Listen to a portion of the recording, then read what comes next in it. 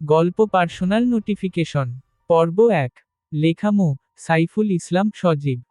বড় ভাইয়ার মৃত্যুর 1 বছর পর বিধবা ভাবির সঙ্গে মেজ ভাইয়ার বিয়ে ঠিক হলো। ভাবির মা বাবা ও আমার বাবা মা সবাই রাজি। আত্মীয় স্বজনরা বাকি যারা ছিলেন তাদের মধ্যেও কারো আপত্তি নেই। শুধু আপত্তি করলেন ভাবি একা। ঘরভর্তি মানুষের মধ্যে বসে ভাবি সবাইকে বললেন তিনি মেজ ভাইয়াকে বিয়ে করতে পারবেন না। বিয়ে যদি করতেই হয় তাহলে তিনি আমাকে বিয়ে করবেন। আর না হলে ভাবি তার বাপের বাড়ি গিয়ে এভাবেই একা একা সারা জীবন কাটিয়ে দিবেন। আমরা 3 ভাই।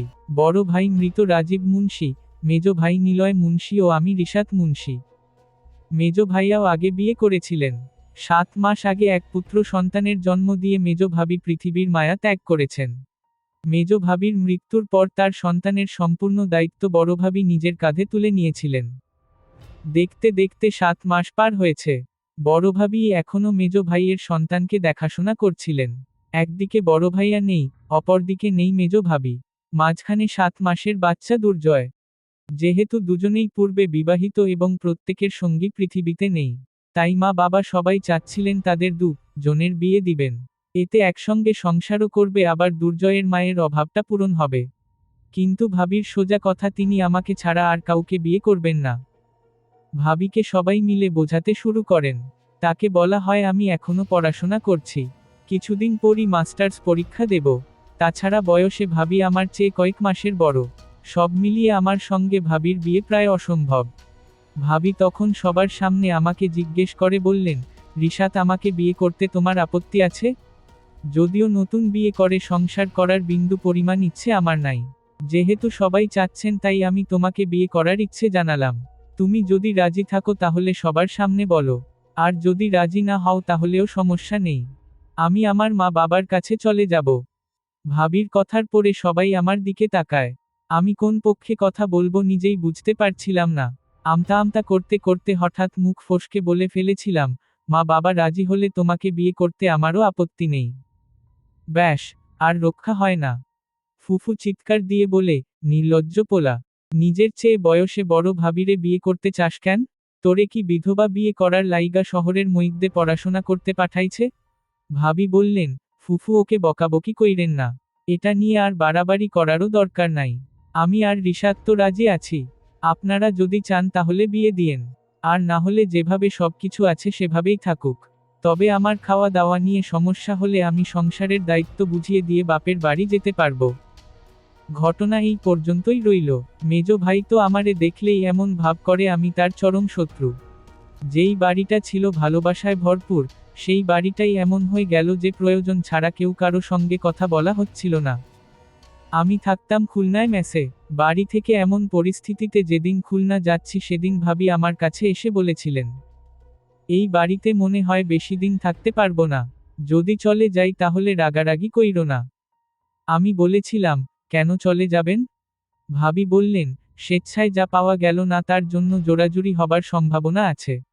যদি কখনো কলঙ্কের দাগ লাগে তাহলে সবাই ভুল বুঝলেও তুমি ভুল বুঝো না। ভাবি, আমি তোমার কথার আগামাথা কিছু বুঝতে পারছি না। কি হয়েছে খুলে বলো প্লিজ। উদ্ধৃতি চিহ্ন। দরকার নাই। তুমি তো জানো তোমাদের চেয়ে আমার বাবার সম্পত্তি কোনো অংশে কম নাই। তবুও কেন এখানে আছি? কারণ সংসারটা আমার। তোমার ভাই যদি বেঁচে থাকতো তাহলে কি চলে যেতাম? কিন্তু এখন যা শুরু হয়েছে তার শেষ কিভাবে হবে আমি জানি। দুর্জয়ের জন্য খারাপ লাগে। আল্লাহ আছেন, তিনি হয়তো দেখবেন। ভাবি আর কিছু বলেন নাই। একবার যেটা বলবেন না বলে সিদ্ধান্ত নেন সেটা আর তাকে দিয়ে বলানো অসম্ভব। একরাশ চিন্তা নিয়ে আমি খুলনায় গেলাম। এরপর বাড়ি ফিরলাম 8 দিন পর।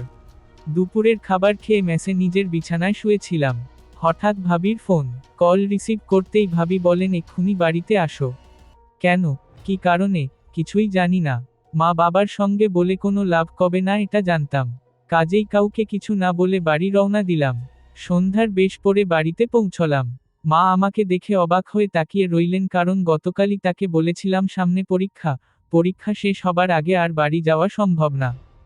রাতে খাওয়া দাওয়া করে নিজের ঘরে গেলাম। যেহেতু ডিসেম্বর মাস তাই গ্রামে কনকনে ঠান্ডা। ভাবি এসে আমার বিছানা ভালো করে ঠিক করে দিয়ে গেলেন। আমি কানে ইয়ারফোন গুজে মুভি দেখছিলাম। মেজ ভাই তখনও বাজার থেকে বাড়ি ফেরেনি। বাজারে আমার বাবার নিজ হাতে তৈরি বিরাট মুদিখানা দোকান আছে। আগে বড় ভাই ও মেজ ভাই বাবার সাথে দোকানে বসতেন, এখন বাবার সাথে মেজ ভাই বসেন। প্রতিদিন দোকান শেষ করে বাড়ি ফিরতে মেজ ভাইয়ের 11টা পার হয়ে যায়। বাবা এশার নামাজ পড়ে আর দোকানে বসেন না। মসজিদ থেকে বের হয়ে সোজা বাড়িতে আসেন। রাত 10টার মধ্যে খাওয়া দাওয়া করে ঘুমিয়ে পড়া বাবার দীর্ঘদিনের পুরাতন অভ্যাস আজও তার ব্যতিক্রম নয়। আমার ঘরের দরজা খোলা ছিল। ভাবি তখন বলে গিয়েছিলেন দরজা যেন বন্ধ না করি। হঠাৎ দেখলাম ভাবি রুমে আসলেন। খাটের কাছে এসে আমার দিকে একটা প্যাকেট এগিয়ে দিলেন। একবার দরজার দিকে তাকিয়ে আবার আমার দিকে দৃষ্টি ফিরিয়ে আস্তে আস্তে বললেন, এগুলো তোমার কাছে রাখো, দরজা বন্ধ করার দরকার নাই। দুর্জয় আর বাড়ির সবাই ঘুমালে আমি তোমার ঘরে আসব। জরুরি কথা আছে। ঘুমিয়ে যাও, সমস্যা নেই, কিন্তু দরজা বন্ধ করো না। উদ্ধৃতি চিহ্ন। ভাবি চলে যাবার পর আমি কৌতূহল মেটাতে তার দিয়ে যাওয়া প্যাকেটটা হাতের সামনে নিলাম। প্যাকেটটা ফার্মেসির, কারণ প্যাকেটের উপর আমাদের বাজারের ফার্মেসির নাম লেখা। ভিতরে কি আছে সেটা দেখার জন্য সেগুলো হাতে নিলাম। আর সঙ্গে সঙ্গে আমার চোখ কপালে উঠে যাবার মতো অবস্থা। দেখলাম সেখানে এক প্যাকেট কন্ডোম ও একটা স্প্রে জাতীয় মেডিসিন। স্প্রে এর প্যাকেটের উপরের লেখা পড়ে বুঝতে পারলাম এটা মানুষের নাকের কাছে দিলে সেই মানুষটা কমপক্ষে 2 ঘন্টা অজ্ঞান থাকবে। কিন্তু এসব ভাবি আমার কাছে কেন দিয়ে গেল এটা কোনোভাবে মাথায় ঢুকছিল না। ভাবনায় এতটাই ডুবেছিলাম যে কখন মেজ ভাই ঘরে এসেছেন আমি বুঝতেই পারিনি। কিরে, কাউকে কিছু না জানিয়ে হঠাৎ বাড়িতে আসলি যে, কোনো সমস্যা হয়েছে? উদ্ধৃতি চিহ্ন। মেজ ভাইয়ের প্রশ্ন শুনে চমকে উঠলাম। তাকিয়ে দেখি ভাইয়া আমার হাতে রাখা প্যাকেটের দিকে তাকিয়ে আছে। আমি তাড়াতাড়ি সেগুলো কম্বলের ভেতর ঢুকিয়ে বললাম, দুর্জয়কে দেখতে মন চাচ্ছিল। উদ্ধৃতি চিহ্ন। ওহো, দরজা খোলা রেখেছিস কেন? উঠে দরজা বন্ধ করে তারপর ঘুমা। উদ্ধৃতি চিহ্ন। ঠিক আছে। উদ্ধৃতি চিহ্ন। আমি ভাইয়ার পিছনে পিছনে দরজার কাছে এলাম ঠিকই, কিন্তু দরজা বন্ধ করলাম না। যেহেতু ভাবি দরজা বন্ধ করতে নিষেধ করেছেন তাই দরজা খুলে রাখতে হবে। তাছাড়া সেবার বাড়ি থেকে যাবার সময় ভাবির রহস্যজনক কথাবার্তা, আবার আজকে হঠাৎ কল দিয়ে জরুরিভাবে আসতে বলা। এখন এই প্যাকেটের বিভিন্ন জিনিসপত্র, সব মিলিয়ে আমার কৌতূহল আকাশচুম্বী। প্যাকেটটা বালিশের সাইডে রেখে আমি শুয়ে পড়লাম। শীতের রাতে কম্বলের নিচে গেলে ঘুম আসতে সময় লাগে না। তাছাড়া বরাবরই আমি রাত 12টার মধ্যে ঘুমাতাম। মোবাইল হাতেই ছিল। ভাবি তার ঘর থেকে মেসেজ দিলেন। লিখলেন, প্যাকেটে কি আছে দেখেছ? উদ্ধৃতি চিহ্ন। হুম। উদ্ধৃতি চিহ্ন। কেন দিয়েছি জানো? উদ্ধৃতি চিহ্ন। না। উদ্ধৃতি চিহ্ন। তুমি কি জানো তোমার মেজ ভাবি কিভাবে মারা গেছে? সরি, কিভাবে তাকে খুন করা হয়েছে? উদ্ধৃতি চিহ্ন। ভাবির মেসেজ পড়ে আমি স্তব্ধ হয়ে গেলাম। সবাই জানি মেজ ভাবি দুর্জয়কে জন্ম দিয়ে সিজারের পরদিন পৃথিবী থেকে চলে গেছেন, কিন্তু বড় ভাবি হঠাৎ মৃত্যুকে খুন কেন বললেন? আমার রিপ্লাই না পেয়ে ভাবি লিখলেন, দুর্জয় ঘুমালে আমি এসে সব বলবো তোমাকে। আমরা দুজন মিলে আজ একজনকে হাতে নাতে ধরব। তোমার দরজা খোলা আছে তো? উদ্ধৃতি চিহ্ন। হ্যাঁ খোলা। খোলা রাখার দরকার ছিল না। তুমি আসার সময় কল দিলেই হতো। উদ্ধৃতি চিহ্ন। না হতো না। তুমি একবার ঘুমালে তোমাকে আর 1000বার কল দিয়েও পাওয়া যায় না। উদ্ধৃতি চিহ্ন। মেজ ভাবি কি সত্যি খুন হয়েছে? উদ্ধৃতি চিহ্ন। হ্যাঁ, তাকে খুন করা হয়েছে। ধৈর্য হারিও না রিশাত। যে কথা অনেক আগে সবাইকে বলা দরকার ছিল সেটা তোমাকে অন্তত আজ বলবো। উদ্ধৃতি চিহ্ন। ঠিক আছে, কখন আসবে? উদ্ধৃতি চিহ্ন। ভাবি আর মেসেজ সিন করেন নাই। আমি 3টা মেসেজ করি কিন্তু উত্তর নাই। কখন ঘুমিয়েছি জানি না। হঠাৎ কিছু একটার শব্দ শুনে জেগে উঠি, চারিদিকে তাকিয়ে দেখি সব অন্ধকার। কিন্তু আমার মুখের উপর মশারি। হঠাৎ কি মনে করে বালিশের সাইডে প্যাকেট চেক করতে গেলাম। কিন্তু আশ্চর্য, প্যাকেট কোথাও নাই। মোবাইলের আলো জ্বালিয়ে ভালো করে খুঁজে দেখলাম কিন্তু কোথাও প্যাকেট পেলাম না। আমি তাড়াতাড়ি ভাবির নাম্বারে কল দিলাম। নাম্বারে কল গেল ঠিকই, তবে রিসিভ হলো না। পরপর 4বার কল দিলাম, নো রেসপন্স। আমার কেমন সন্দেহ হচ্ছিল। ভাবি সম্পূর্ণ আমার বিপরীত। তাকে যত রাতেই কল দেই সে রিসিভ করে। হালকা মেসেজের শব্দেও তার ঘুম ভেঙে যায়। আমি তাড়াতাড়ি বাতি জ্বালিয়ে ভাবির ঘরের সামনে যাই। দরজায় হাত রাখতেই দরজা খুলে গেল। আমি মোবাইল বাতি অন করেই ভিতরে গেলাম। বিছানার কাছে গিয়ে ভাবি ভাবি বলে ডাকলাম, কোনো শব্দ নেই। বাহিরে বিড়াল ডাকার শব্দ, গভীর রাতে বাগানে শিশির পড়ার শব্দও যেন ভয়ঙ্কর। ভাবির মুখে আলো দিলাম। কয়েকবার ডাকলাম, কোনো সাড়া শব্দ নেই। হঠাৎ পিছনে দরজায় শব্দ শুনে চমকে উঠি। তাকিয়ে দেখি মা দাঁড়িয়ে আছে। মা আমাকে দেখে অবাক হয়ে বলেন, তুই এখানে কি করছিস? উদ্ধৃতি চিহ্ন। বললাম, ভাবিকে একটু ডাকো তো, আমার কেমন যেন লাগছে। তুমি একটু ভাবির মাথায় হাত দিয়ে জোরে ডাক দাও। উদ্ধৃতি চিহ্ন। মা আশ্চর্য হলেন, আমার কথা মতো বৌমা বৌমা বলে ডাকতে লাগলেন। কিন্তু ভাবির কোনো রেসপন্স নেই। ভাবি আর উঠলেন না। পাশের বাড়ির ডাক্তার চাচাকে ডাকা হলো। তিনি এসে ভাবিকে মৃত ঘোষণা দিলেন। আমি পুরোপুরি স্তম্ভিত হয়ে ভাবির দিকে তাকিয়ে রইলাম। ভাবি এভাবে হঠাৎ মরে গেল নাকি তাকে কেউ মেরে ফেলেছে?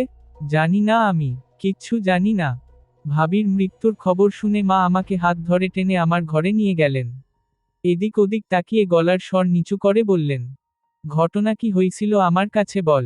তোর বাবা তো পুলিশের কাছে খবর দিতে চাচ্ছে। সুস্থ মানুষ হঠাৎ এভাবে মরে যাবে কেন? উদ্ধৃতি চিহ্ন। আমি মায়ের দিকে ফ্যালফ্যাল দৃষ্টিতে তাকিয়ে থাকি। ভাবির মৃত্যুর ধাক্কা আমাকে ভেতর থেকে কাবু করে দিয়েছে। এমনটা আমি কল্পনা করিনি। কিন্তু মায়ের প্রশ্নের জবাব দিতে হবে। মা, কে বললাম, আমি কিচ্ছু জানি না। ভাবি আমাকে বলেছিল জরুরি কথা আছে। এজন্যই গেছিলাম। উদ্ধৃতি চিহ্ন। মা রাগের কণ্ঠে বললেন, জরুরি কথা শোনার সময় ছিল না? মাঝরাতে বিধবা ভাবির ঘরে এতবর দেবর গেছে জানলে মানুষ কি আস্ত রাখবে? আমি কিছু বললাম না। মেজ ভাই দরজার সামনে এসে দাঁড়িয়ে আছেন। আমার চোখ পড়তেই তিনি ভিতরে এসে দাঁড়ান। মা বললেন, এখন কি করবি নিলয়? পুলিশ যদি আসে তাইলে তো রিশাদকে পুলিশ থানায় নিয়ে যাবে। মেজ ভাই বললেন, পুলিশ চাইলেই কি সব হবে নাকি? আমরা যদি মামলা না করি, অভিযোগ না করি তাহলে তো পুলিশের কানেও যাবে না। কত মানুষই তো ঘুমের মধ্যে হার্ট অ্যাটাক করে মারা যায়। ভাইয়ার যুক্তি খারাপ না, কিন্তু মনের মধ্যে আতঙ্কের উচ্ছটা সময়ের সাথে সাথে বেড়ে যাচ্ছে। বাহিরে দুর্জয়ের কান্নার শব্দ পেলাম। 7 মাসের বাচ্চাকে আমার বাবার মতো মানুষ বেশিক্ষণ রাখতে পারবেন না, এটা স্বাভাবিক বিষয়। দুর্জয়কে শান্ত করার জন্য মা তাড়াতাড়ি ঘর থেকে বেরিয়ে গেলেন। মা চলে যাবার পর ভাইয়া আমার দিকে তাকিয়ে নিচু স্বরে বললেন, কাজটা ঠিক করলি না। এমন কি ঝামেলা হইছে যে তারে ন করা লাগবে? আমি যেন আকাশ থেকে পড়লাম। ভাইয়া আমার কাছে এরকম প্রশ্ন করতে পারে? আমি কেন ভাবিকে ন করতে যাব? বরং ভাবি এমন কিছু ইঙ্গিত দিয়ে গেছেন যেগুলো সরাসরি মেজ ভাইয়ার দিকেই সন্দেহ বাড়ায়। আমি ভাইয়াকে বললাম, তুমি কি পাগল হয়ে গেছো? আমি ভাবিকে মারব কেন? আমার সঙ্গে তো ভাবির কোনো শত্রুতা ছিল না। বরং এই বাড়ির সবার চেয়ে আমার সঙ্গে ভালো সম্পর্ক। সেখানেই তো সমস্যা। বেশি ভালো সম্পর্ক দিয়েই খারাপ সম্পর্ক জন্ম নেয়। আমি রাতে তোর বিছানায় কনডমের প্যাকেট দেখছি। কাউকে কিছু না জানিয়ে হঠাৎ বাড়ি চলে আসলি। সঙ্গে কনডমের প্যাকেট। এগুলো যদি পাশাপাশি করা হয় তাহলে এর মিনিং কি দাঁড়ায়? আমি মাথা নিচু করলাম। হঠাৎ কি উত্তর দেব খুঁজে পেলাম না। আমাকে চুপচাপ দেখে ভাইয়া নিজেই আবার বললেন, প্যাকেটগুলো কোথায়? সেগুলো তাড়াতাড়ি লুকিয়ে ফেলতে হবে। আমরা পুলিশের কাছে না গেলেও তারা নিশ্চয়ই কিছু একটা ঝামেলা করবেন। তখন প্যাকেট দেখলে পুলিশ আরও বেশি সন্দেহ করবে তোরে। আমি আমতা আমতা করে বলি, প্যাকেট কোথায় আছে আমি জানি না। রাতে শোবার সময় বালিশের সাইডে রেখেছিলাম।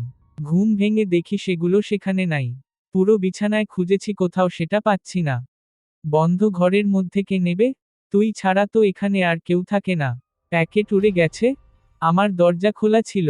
ভাবি ঘুমানোর সময় বলেছিলেন দরজা খুলে রাখতে। তিনি মাঝরাতে আসবেন বলেছিলেন। রাতে তুমি আসার আগে ভাবি প্যাকেটগুলো আমার কাছে নিয়ে এসেছিল। মেজ ভাই আরও অবাক হয়ে বলেন, তোর ভাবি এগুলো দিছিল? সে এসব পাবে কই? দেখ রিশাত, আমার সঙ্গে মিথ্যা বলিস না। মিথ্যা কেন বলবো? আজব। আজকের যত ঘটনা সব ভাবি জানেন। তিনিই আমাকে কল দিয়ে দ্রুত বাড়িতে আসতে বলেছিল।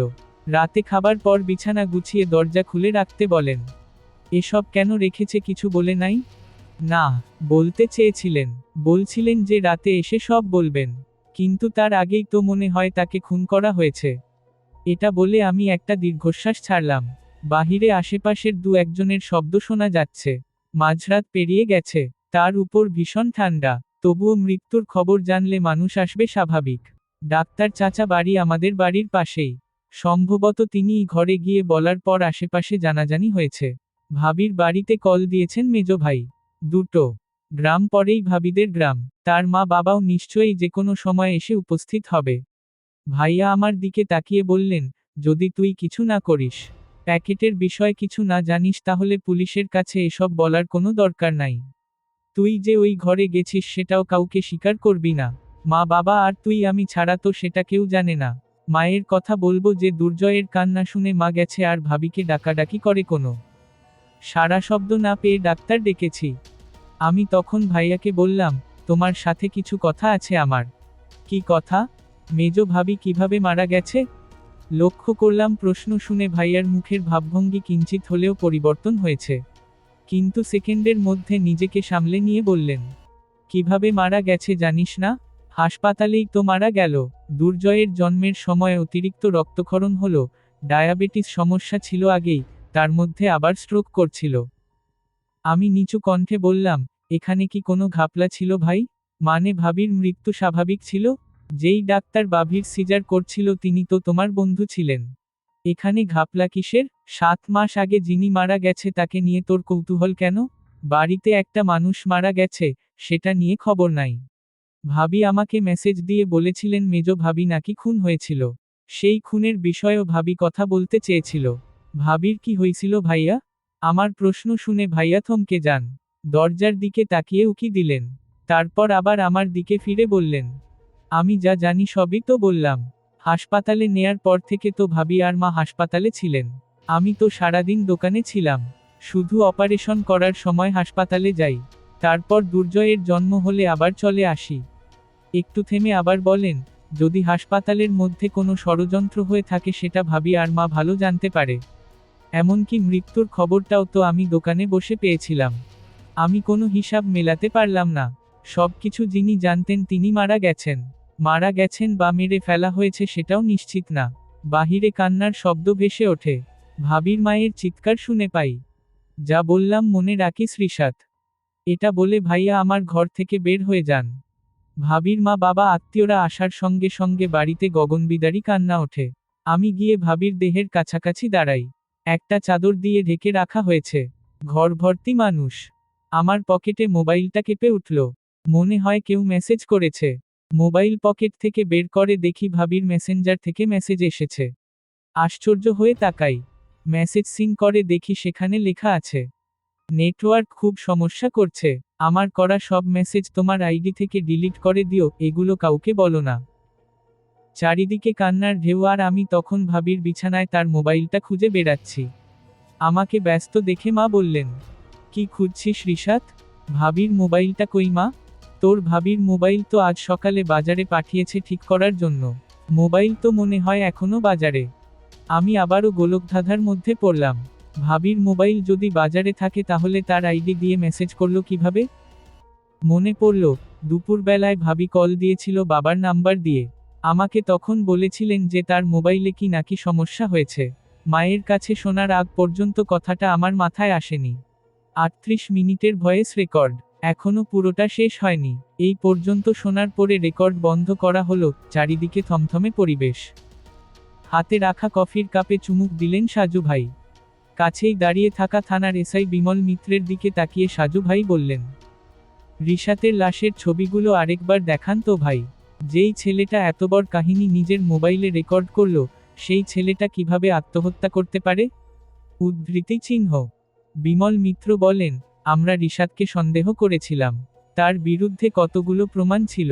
এজন্যই হয়তো নিজের নিশ্চিত ফাঁসি জেনেই আত্মহত্যা করেছে। সাজু মুচকি হেসে বলল, রিশাত তো চাইলে পালিয়ে যেতে পারত। সেই সুযোগ তার ছিল। ফাঁসি হওয়া কি এতটাই সহজ ভাই?